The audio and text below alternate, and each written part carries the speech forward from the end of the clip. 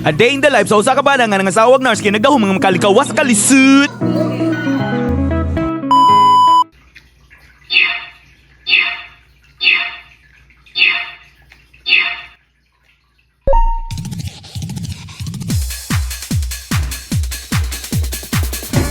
Good morning, beautiful people. You turn it into 97.5, the Yayat station, where the beats are fresh, the talk is real, and the energy never stops. And Yayat is here to kickstart your day with the hottest tracks, the latest buzz, and a whole lot of good vibes. You grab your coffee, turn up this morning, unforgettable.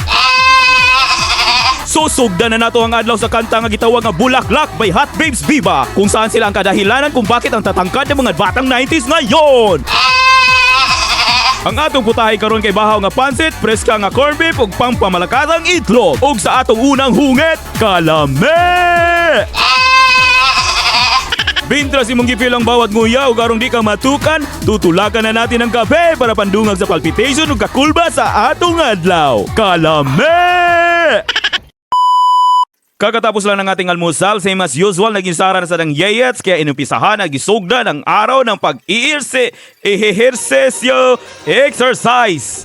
Ito pala ang tinatawag na intense work-in, kung saan hindi pwede tawaging workout kasi nasa loob man tayo, kaya work-in ito, ayaw pagbuot. Ito turn on mo lang ang TV, select YT o type intense work-in sa mga kwanggol ug automatic lalabas na yan at susunin mo lang ang lumilihok ng mga gawa sa TV. Grabe talaga ang work-in na yan, siguradong mawawadaan ka ng oxygen hanggang sa kaibuturan ng iyong baga.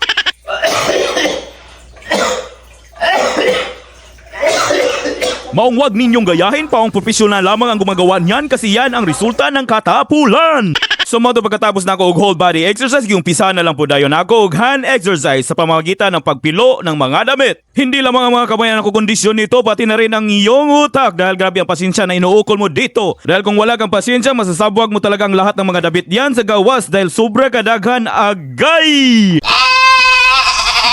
Kaya napapahinga muna ako habang nagpapahulay dahil mintras nagkakapi ako pampadungag ng enerhiya sa kawatan natin. Kaya masasabi ko na lang talaga ang house husband ay hindi biro. Kaya meron ng kasabihan na magbiro ka na sa lasing, wag lang sa house husband na malapit ang mapraning. So mo to pagkatapos kong mamilo, dumiretso na lang ako sa Kruger. Kaya mamalit kog lamas para sa marination sa among pork barbecue, chicken inasal. O siyempre pagkapinan na lang po natog orange para dili ta magkasakit kay tungod sa vitamin C, and C stands for safe o non. Dayon pagkatapos dumaan ako ng Walmart para bumili ng uling kay unsaon na lang atong sinugba kung walay magbaga. Og kabalo ba mo nga nakadaog ko og $2 times 5 equals $10 pagkaswerte ba? Wow! Sumoto ako na lang pong gilukat ang $10 at binili ko ng 2 bingo cards at nagbabaka sakali na dito tayo magkaling kawa sa kalisod. Kaya ang masasabi ko lang, wag ninyo itong gagayahin, masisira ang buhay nyo. Dahil isa lamang itong katuwaan at wag ninyong seryosohin dahil content lamang ang mga ito.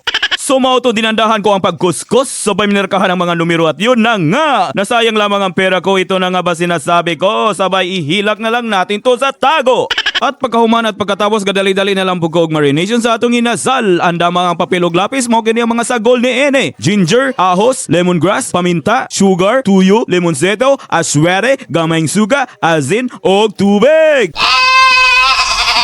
Og ako na lang pong gibasahay aron relaxing ang mga muscle inag marination. Og sa mga nangutana para asa ning mga gipang marination nako para kini sa Friendsgiving nga ilang isaulog pagkaugma. Sumoto ako na lang pong gibuto sa manuot ang sauce. A few moments later. Sumoto wala na ilangan giandam na nako ang mga gamit o gisugda na ang pagsugba. Medyo kilong-kilong ang panahon, may gali wa miulan kay kung niulan pa basin si Yel sa amo mabunalan. Sa kadaghan sa akong sugbaonon ako na lang pong giandam ang isa sa pikas aron maluto ang lahat og paspas para matik matapos na tayo sa wala sa oras. Dayon gihigupan na lang pud nako og kape sabay lunod sa karne og wala hibali gilulod na lang pud nako ang isda ni ine. Wow. Og mao na ni akong giingon kung mahungit nimo kini wala kay laing masulti kundi kalame.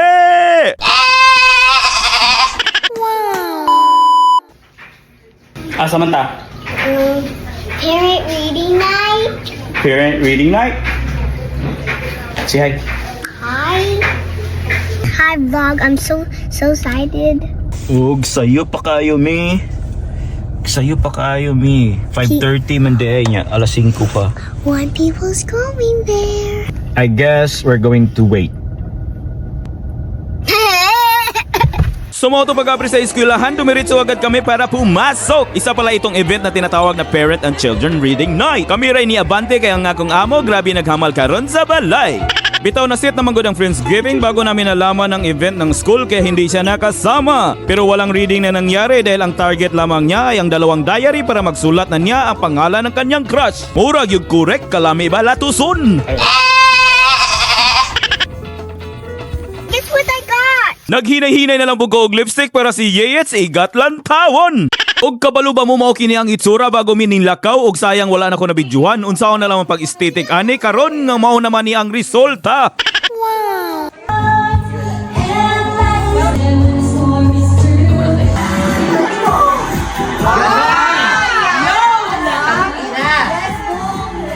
Sabi nyo kay PB.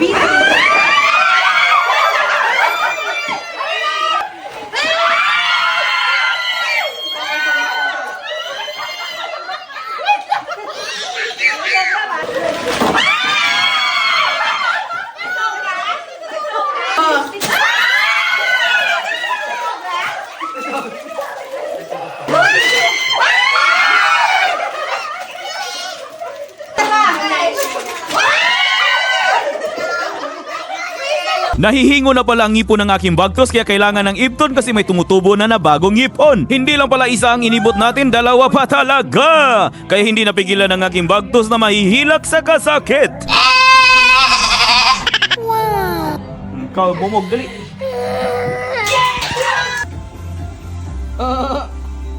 Beautiful smile eh. Hi guys, I got my 2 and my tooth fairy is gonna get this. And it's in my back of my this. So, good luck. So crying. At nag-vlog pa talaga siya, sumaoran eh. Ampo gamping, out!